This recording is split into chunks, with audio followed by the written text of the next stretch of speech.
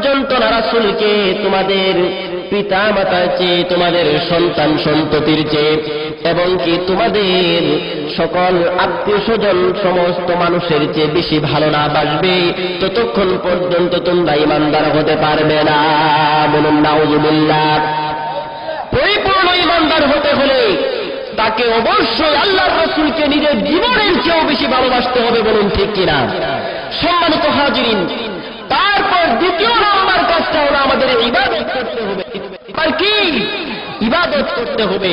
ইবাদত হলো আল্লাহ পাক রব্বুল আলামিন আমাদেরকে যেই কাজগুলো করতে বলেছেন সেই কাজগুলো করব, আর যেই কাজগুলো করতে নিষেধ করেছেন সেখান থেকে বিরত থাকব, তাহলে আমাদের ইবাদত হয়ে যাবে। বলুন ঠিক কিনা? জোরে বলুন ঠিক কিনা? ইবাদতের পরিচয় হলো এটা, আল্লাহ যেই কাজ করতে বলেছেন সেই কাজ করা, আর যে বিরত থাকতে বলেছেন সেই কাজ থেকে বিরত থাকার নামই হচ্ছে ইবাদত। বলুন ঠিক কিনা? জোরে বলুন ঠিক কিনা? সম্মানিত হাজিরিন, যদি কোনো ব্যক্তি তার অন্তরটাকে পবিত্র করতে পারে, সেই ব্যক্তি আর সাধারণ ব্যক্তি থাকবে না। বলছিলাম কিনা? সাধারণ ব্যক্তি থাকবে না। সেই ব্যক্তিকে কি বলা হবে? সেই ব্যক্তিটা আল্লাহ পাক রব্বুল আলামিনের আপন হয়ে যাবে, আল্লাহ পাক রব্বুল আলামিনের কাছে চলে যাবে, আল্লাহ পাক রব্বুল আলামিন তাকে আপন করে নেবেন। আর যে ব্যক্তিকে আল্লাহ পাক রব্বুল আলামিন আপন করে সেই ব্যক্তিটাকে বলা হয় আউলিয়া। বলুন সুবহানাল্লাহ। আউলিয়া বলতে একটা শ্রেণী যে আছে, এটা আমরা পবিত্র কুরআনে পেয়েছি। বলুন ঠিক কিনা? জোরে বলুন ঠিক কিনা? সম্মানিত হাজিরিন, আল্লাহ পাক কুরআনের মধ্যে বলে দিয়েছেন, আলা ইন্না আউলিয়া আল্লাহি লা খাউফুন আলাইহিম ওয়া লা হুম ইয়াহজানুন। আল্লাহ পাক সূরা ইউনূসের ৬২ নম্বর আয়াতে বলে দিয়েছেন, যে ব্যক্তিগুলো আমি আল্লাহর আউলিয়া হবে, বন্ধু হবে, তার কোনো ভয় নাই, সে কখনোই চিন্তিত হবে না। বলুন না সুবহানাল্লাহ। লাহুমুল বুশরা ফিদ দুনিয়া ওয়াল আখিরা, তাদের জন্য রয়েছে দুনিয়াতে এবং আখিরাতে সুসংবাদ। বলুন না চিল্লায়ে সুবহানাল্লাহ। সম্মানিত হাজিরিন, তবে ওলি আউলিয়া হওয়া সহজ কথা নয়। ওলি আউলিয়া হওয়া সহজ কথা নয়। ওলি আউলিয়া হতে হলে তাকে কয়েকটা ধাপ অর্জন করতে হবে। আমরা আল্লাহর আউলিয়া হতে চাই? আমরা হতে চাই? কে কে হতে চাই? হাত তুলি তো। সম্মানিত হাজিরিন, প্রায় সকলেই হতে চাই, কিন্তু দেখব কয়জন ওলি হতে পারি। সম্মানিত হাজিরিন, ওলি হওয়া সহজ কথা নয়। ওলি হতে হলে সর্বপ্রথম পরিপূর্ণ ঈমানদার হতে হবে। তারপর তাকে ঈমানদার হওয়ার পর আমল করতে হবে, ইবাদত করতে হবে। বলুন ঠিক কিনা? জোরে বলুন ঠিক কিনা? ইবাদত ব্যতীত আল্লাহর ওলি হওয়া যায়? জোরে বলেন যায়? কখনোই সম্ভব নয়।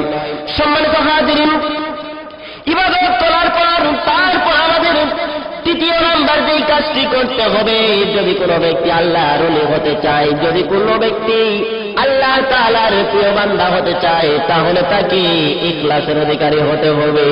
বলুন না সুবহানাল্লাহ। সম্মানিত হাজিরিন, ইখলাস জিনিসটা কি? ইখলাস হচ্ছে বিশুদ্ধ নিয়ত থাকতে হবে।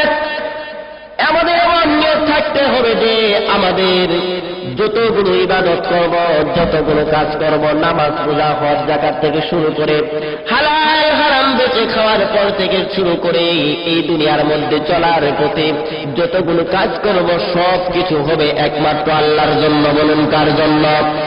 জোরে বলুন কার জন্য? সব কিছু হবে একমাত্র আল্লাহর জন্য। আল্লাহ পাক রব্বুল আলামিন কুরআনের মধ্যে বলে দিয়েছেন, ইন্নাস সালাতি ওয়া নুসুকি ওয়া মাহইয়ায়া ওয়া মামাতি লিল্লাহি রাব্বিল আলামিন। বলুন আল্লাহু আকবার। আরো জোরে বলুন আল্লাহু আকবার। সম্মানিত হাজিরিন, আল্লাহ পাক পদ্ধতি শিখাই দিয়েছেন। আল্লাহ পাক বলেছেন, আমি আপনি বলে দিন, নিশ্চয় আমার কুরবানি এবং আমার জীবন, আমার মৃত্যু সবকিছুই হবে একমাত্র বিশ্ব প্রতিপালক আল্লাহর জন্য। বলুন না ঠিক কিনা? জোরে বলুন ঠিক কিনা? সম্মানিত হাজিরিন, আমরা যদি এই ইখলাসটা অর্জন করতে পারি, আমাদের প্রত্যেক কাজের মধ্যেই যদি ইখলাস থাকে, বিশুদ্ধ নিয়ত থাকে, তাহলে আল্লাহ পাক রব্বুল আলামিনের বন্ধু হওয়ার আরো একটা পথ অর্জন হয়ে যাবে। বলুন সুবহানাল্লাহ। সম্মানিত হাজিরিন, শুধু তাই নয়, হাদিসের মধ্যে এসেছে আল্লাহর রাসূল সাল্লাল্লাহু আলাইহি ওয়াসাল্লাম নাসাই শরীফের ৩৪২ নম্বর হাদিসের মধ্যে বলে দিয়েছেন, যদি কোনো ব্যক্তির মধ্যে ইখলাস না থাকে, যদি কোনো ব্যক্তির মধ্যে এই বিশুদ্ধ নিয়ত না থাকে, আল্লাহ পাক রব্বুল আলামিন তার একটি আমলও কবুল করবে না। বলুন না নাউযুবিল্লাহ। সম্মানিত হাজিরিন, আল্লাহর হাবিব বলে দিয়েছেন, ইন্নাল্লাহা ইয়াকবালু মিনাল আমালি ইল্লা মা কানা লাহু খালিসাও ওয়াবতাগা বিহি ওয়াজহাহু। আল্লাহর হাবিব বলে দিয়েছেন, আল্লাহ তাআলা সমস্ত আমলের মধ্যে শুধু সেইটুকু আমলই কবুল করেন যা খালেসভাবে শুধুমাত্র তার সন্তুষ্টির জন্য করা হয়। এইটুকু ব্যতীত আর কোন আমল আল্লাহ কবুল করে না। আমাদের ইখলাসের দরকার আছে না নাই? জুড়ে বলুন, আছে না নাই? সম্মানিত হাজিরিন, যখন আমরা প্রত্যেকটা কাজের মধ্যে ইখলাস সহকারে করব, সেই সময় আমাদেরকে আরো একটা পদ্ধতি অবলম্বন করতে হবে। সেটা হচ্ছে আমাদের তওবা করতে হবে। সব সময় আমাদের কি করতে হবে? জুড়ে বলেন, কি করতে হবে? তওবা করতে হবে। কেননা আল্লাহ পাক রব্বুল আলামিন পবিত্র কুরআনুল কারীমের মধ্যে তওবার কথা বলে দিয়েছেন, ইয়া আইয়ুহাল্লাযীনা আমানু তুবু ইলাল্লাহি তাওবাতুন নাসুহা। বলুন আল্লাহু আকবার।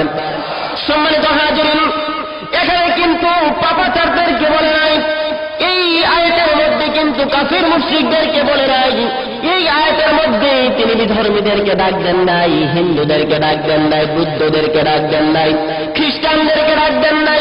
এই আয়াতের মধ্যে আল্লাহ পাক রব্বুল আলামিন মুমিনদেরকে ডাক দিয়ে বলেছেন, তওবা করো একমাত্র আল্লাহর কাছে। বলুন, কার কাছে তওবা করব? কার কাছে? আল্লাহর কাছে তওবা করতে হবে। তওবা করলেই আল্লাহ পাক রব্বুল আলামিন তার জীবনের সমস্ত গুনাহগুলো মাফ করে দেয়। বলুন ঠিক কিনা? আরো জোরে বলুন ঠিক কিনা? মানুষের কবিরা গুনাহসমূহ মাফ করার একমাত্র মাধ্যম হচ্ছে তওবা করা। একমাত্র মাধ্যম কি? তওবা করা। তওবা না করলে কবিরা গুনাহ কখনো মাফ হবে? সম্মানিত হাজিরিন, তারপর আমাদের আরো একটা গুণ অর্জন করতে হবে। যদি আমাদের অন্তরটাকে বিশুদ্ধ করতে চাই, সেটা হচ্ছে হুব্বে ইলাহি, অর্থাৎ খোদা প্রেম। আমাদের কি করতে হবে? খোদা প্রেম অর্জন করতে হবে। খোদার ইবাদত করলেন যদি তার প্রেম না থাকে, তার ভালোবাসা যদি না থাকে, তার মুহাব্বত না থাকলে তার আমল, কোন আমলই আল্লাহর দরবারে কবুল হবে? জোরে বলেন, হবে?